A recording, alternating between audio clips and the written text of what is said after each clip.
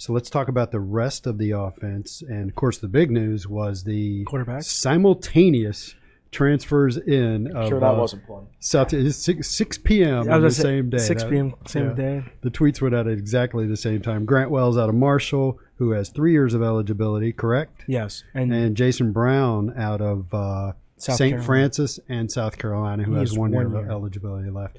And the response from the South Carolina fans to Jason Brown's decision to transfer was very positive. I get the impression he was really well liked down there. Well, he beat Florida and Auburn. And Auburn. Yeah, so that's going to make you. Well, he didn't. Like, if you look at the box score, he didn't have to do a heck of a whole lot those games. Yeah, they dominated on the ground. But he was. I think in both of those wins, I mean, he was good. He did what he had to do. He was effective. Yeah. So Malcolm traveled down to South Carolina to visit our other son Ronan. He was down there getting a scouting report. Is what he was doing. Yeah. So he was down there for that game, and they had a good time because South Carolina won 40-17. So I think we'll see how stuff shakes out, but I think Brown he's wanted to be here ever since he was in high school. He's from Fredericksburg. He's always wanted a Virginia Tech offer. Yeah, I didn't know that. So, yep. And he went to St. Francis, PA, and this is neither here nor there for Virginia Tech fans, but I blundered into South Carolina has a tight end from Jason Brown's high school who went to St. Francis with Jason Brown and then transferred to South Carolina. St. Francis of PA hates South Carolina. I guarantee you, right? Because they're taking all their best players. It's just like Delaware State fans hate Virginia Tech for taking Dorian Strong and Christian Darrisaw. That was their only other offers. And Wofford fans hate Kansas fans hate Virginia Tech for Khalil Herbert and Ryan Willis. That's right. Yeah.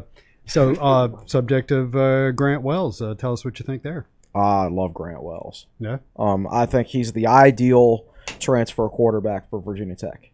A guy who's already got multiple years of starting experience. He's already been a conference player of the year. And Did he throw for 3,500 yards last year? Was that right? Yeah, probably. Yeah, it was a lot of yards. But he's still got 3 years of eligibility left. Right. Yeah. He's got a live arm. I think he can push the ball downfield very well. Puts zip on the ball. He gets there very quickly. For what I believe Virginia Tech is looking for at the quarterback position is a guy who can stretch the field and take the top off defenses, because Virginia Tech wants to run the football, and they want to make sure they have a quarterback and good enough wide receivers to where those safeties cannot get heavily involved. They can't get within that 7 yards of the line of scrimmage. You want them back, and they have to stay back. A good quarterback who can take the top off a defense and a good running game, I mean, they need each other. They need that balance.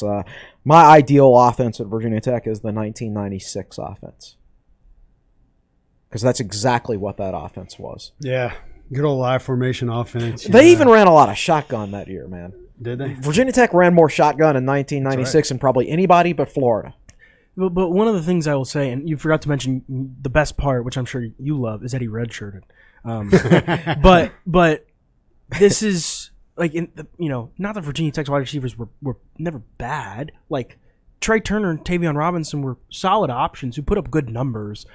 But when you can stretch the field, when the safeties can't play down, when the safeties, when you basically can spread the field and run the ball still.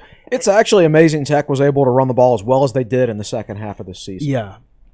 Like, I don't know how they managed to run the ball against Boston College at all with Knox Kadum at quarterback, because BC knew Tech couldn't throw it, but Tech still rushed for like 180 yards and had a good yards per carry that night. Yeah. It's just. But imagine what Tech can do. You still got Malachi Thomas in the backfield. Mm-hmm. Imagine and your guy Bryce Duke, who I know you have a man crush on. Yep, that's my guy. There's a lot of talent back there. And you got a running backs coach in Stu Holt that has produced, as we talked about, when he was at App State, 5 1,000-yard rushers.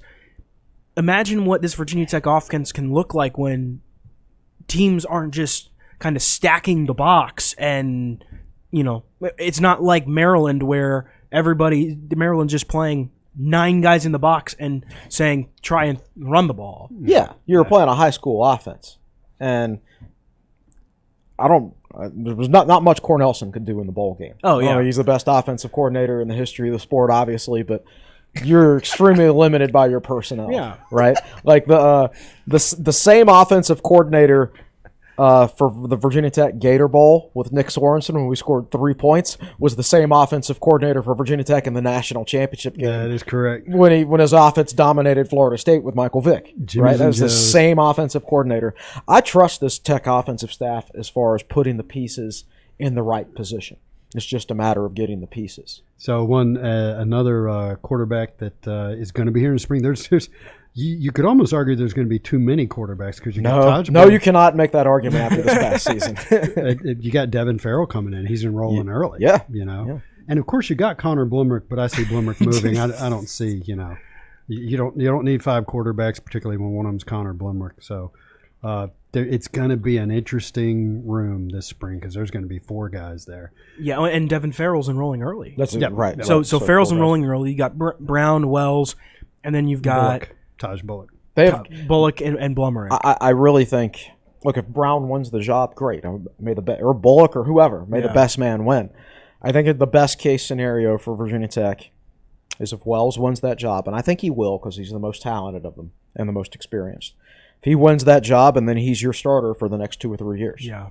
That's the ideal scenario. And then where Brad Glenn can mold. Right, and then you develop someone behind him. Or if they're too impatient, then 2 years from now you add someone from the portal. Yeah. And then Brown can be your guy. If he winds up being your number 2 quarterback, I don't see him being a problem in the locker room. I think he'll accept that role. Yeah. Well, he's been in that role. And right. I think he was actually their 3rd string guy. To start the season. He was one of 3 quarterbacks South Carolina used. And again, he wants to be here. He's not just coming here to get playing time. Right. This is a destination for him. Yeah. I think considering what Virginia Tech went through this year with the quarterbacks and how it looked in the bowl game, where if Connor Blumrick got hurt, you were throwing Taj Bullock, who had never played out there, and Bullock played, but I think you're in a good situation with 2 guys who can play. Wells has 2 years of experience under a belt and redshirted,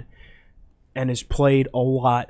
Brown did pretty well at the end of the season for South Carolina, put up decent numbers.